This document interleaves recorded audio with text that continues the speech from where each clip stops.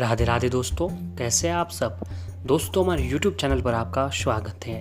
हमारे इस चैनल को सब्सक्राइब कीजिएगा और हमारे वीडियो को लाइक, शेयर और कमेंट ज़रूर कीजिएगा। दोस्तों, आज श्रावण अधिक मास 18 सितंबर से शुरू हो रहा है, जो कि 16 अक्टूबर को समाप्त होगा। अधिक मास को मल मास या पुरुषोत्तम मास आदि नामों से भी जाना जाता है। अधिक मास में क्या होता है कि मांगलिक कार्य जो है वो नहीं किए जाते हैं। अधिक मास में दोस्तों इस महीने में क्या होता है कि शादी, सगाई, झड़ूला, गृह निर्माण आरंभ, गृह प्रवेश, मुंडन, संन्यास अथवा शिष्य दीक्षा लेना, नववधु का प्रवेश, देवी देवता की प्राण प्रतिष्ठा, यज्ञ, बड़ी पूजा पाठ का शुभारंभ, बरसी, कूप, बोरवेल, जलाशय खोद जैसे पवित्र काम जो है वो नहीं किए जाते हैं। मल मास में रोग निवृत्ति के अनुष्ठान, ऋण चुकाने का कार्य, शल्य क्रिया, संतान के जन्म संबंधित कर्म, सूरज जलवा आदि किए जा सकते हैं। इस माह में व्रत दान जप करने का अवश्य ही फल हमें जो प्राप्त होता है। दोस्तों, इस बार अधिक मास में ऐसा शुभ संयोग बन रहा है जो कि 160 साल पहले बना था। फिर 2039 में भी ऐसा संयोग बनेगा। इस साल संयोग ये है कि लीप ईयर और अधिक आश्विन अधिक मास एक साथ आए हैं। ऐसा संयोग 160 साल पहले 1860 में बना था। आश्विन मास में 160 साल बाद अधिक मास लगा है। इस मास की गिनती मुख्य महीनों में नहीं होती है। ऐसी कथा है कि जब महीनों के नाम का बंटवारा हो रहा था तब अधिक मास उदास और दुखी था, क्योंकि उसे दुख था कि लोग उसे अपवित्र मानेंगे।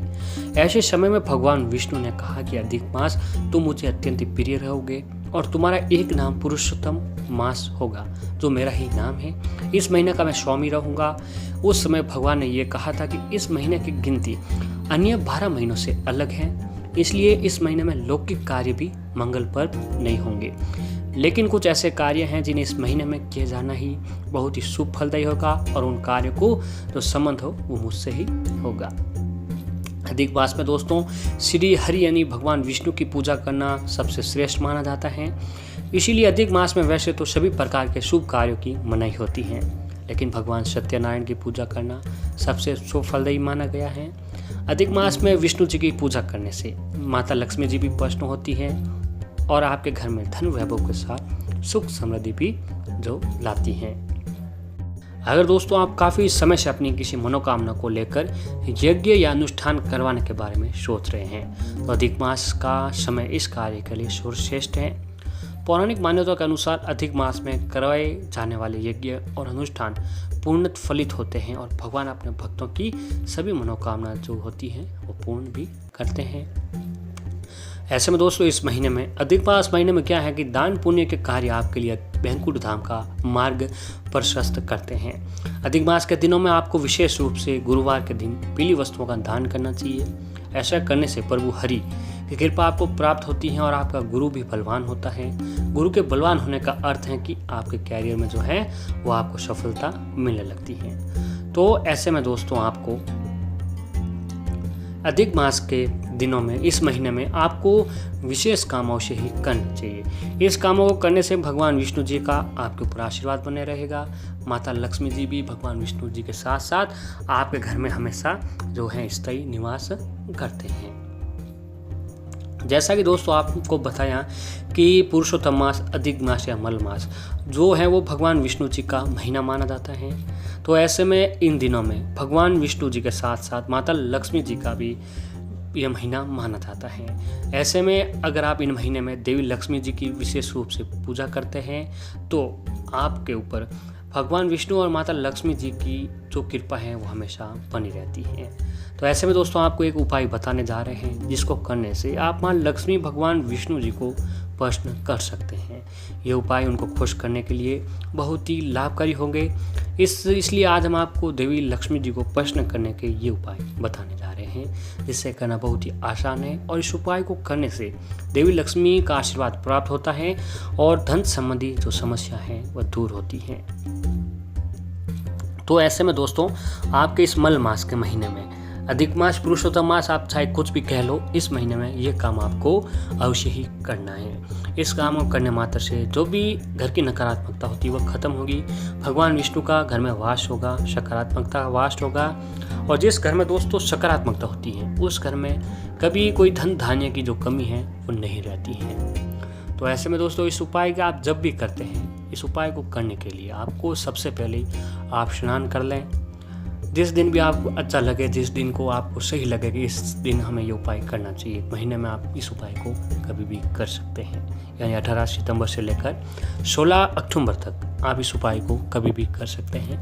इस उपाय को करने के लिए सबसे पहले आपको स्नान कर लें। और यदि आपने दिन में स्नान किया है तो अगर आप ये उपाय रात को करें तो आपको फिर से स्नान करना होगा और साफ सुथरे कपड़े पहन ले। अगर हो सके तो दोस्तों इस दिन आप जब भी उपाय करते हैं तो आप पीले वस्त्र का अवश्य ही आपको पीले वस्त्र जो पहनने चाहिए।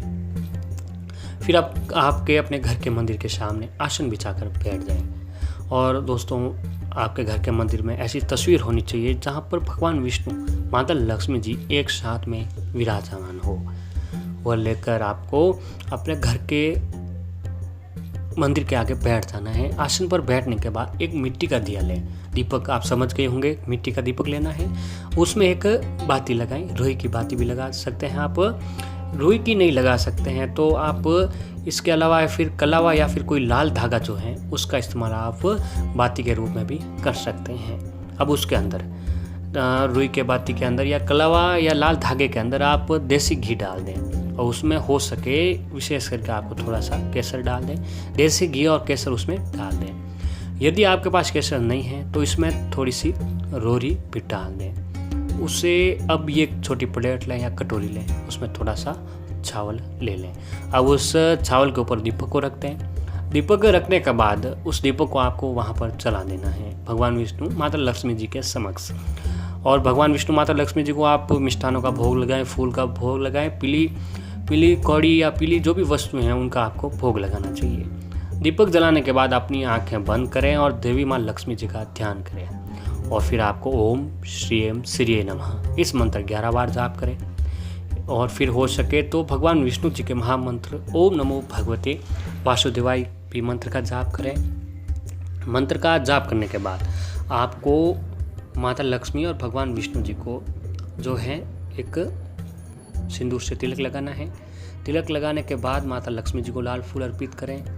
यदि आपका मंदिर ईशान कोण यानी उत्तर पूर्व दिशा में है तो आप दीपक को वहीं रहने दें। यदि आपका घर का मंदिर जो है मंदिर ईशान कोण में नहीं है तो आप दीपक को अपने घर पर जहाँ पर आपका ईशान कोण हो यानी कि उत्तर पूर्वी दिशा में, वहाँ पर आपको उस दीपक को रख देना है। दीपक को ईशान कोण में रखने के बाद एक बार फिर से माता लक्ष्मी जी का महामंत्र ओम श्रीम श्रीये मंत्र का 11 बार जाप करें। फिर हाथ जोड़कर भगवान विष्णु जी के महामंत्र ओम नमो भगवते वासुदेवाय का मंत्र का जाप करें। इस उपाय को करने से दोस्तों क्या होता है कि घर की जो नकारात्मकता होती है वह खत्म होती है। माता लक्ष्मी जी का निवास आपके घर पर होता है और इस उपाय को करने से घर में कभी भी धन की कमी नहीं होती है। भगवान विष्णु प्रसन्न होते हैं और देवी लक्ष्मी भी ये काम करने से आपके ऊपर प्रसन्न होते हैं। इस तरीके से दोस्तों यदि आप मल मास के इन दिनों में ये काम कर लेते हैं तो आपके जीवन में कभी कोई परेशानियां जो हैं वो आपको नहीं आती हैं। और दोस्तों पुराणों में बताया गया है कि अधिक मास में भगवान विष्णु और उनके सभी अवतारों की पूजा करना सबसे उत्तम माना जाता है। अधिक मास के इन 30 दिनों में आपको अक्सर लोग ब्रज क्षेत्र की यात्रा पर चले जाते हैं। हालांकि इस वक्त दोस्तों क्या है कि कोरोना काल में हम ब्रज भूमि की यात्रा नहीं करने हैं, ये थोड़ा मुश्किल हो सकता है। तो इसीलिए बेहतर होगा कि आप अपने घर पर ही भगवान राम और श्री कृष्ण की पूजा करें। इससे उत्तम फल की प्राप्ति होगी और भगवान कृष्ण भगवान श्री राम का जो है आपके ऊपर आशीर्वाद भी बना रहेगा। दोस्तों इस 30 दिनों में अगर आप सुबह व शाम भगवान विष्णु जी के समक्ष विधि विधान से पूजा आराधना करते हैं घर पर ही रहकर, तो भी आपके जीवन में जो जली परेशानियां आ रही हैं उनका खात्मा होगा। भगवान विष्णु जी का आपके ऊपर आशीर्वाद बना रहेगा। और जैसा कि हमने बताया कि इन दिनों में आपको दान अवश्य ही करना चाहिए। आप अपनी श्रद्धा के अनुसार कुछ भी दान कर सकते हैं। और अधिक मास में ग्रह दोषों की शांति के लिए आपको महामृत्युंजय मंत्र का जाप करना सबसे श्रेष्ठ माना गया है। यानी दोस्तों सुबह व शाम के समय आप जब भी पूजा आराधना करते हो तो उसमें आपकी घर की गृह दोष की शांति के लिए महामृत्युंजय मंत्र का आपको सुबह व शाम अवश्य ही जप करना चाहिए। ऐसे में क्या होता है कि करने से घर के जो सभी प्रकार के दोष समाप्त होंगे और आपके घर में सकारात्मक ऊर्जा का जो है वो प्रवाह बढ़ने लगेगा। तो इस तरीके से आपको इन दिनों में, अधिक मास के इन दिनों में ये काम अवश्य ही करना चाहिए।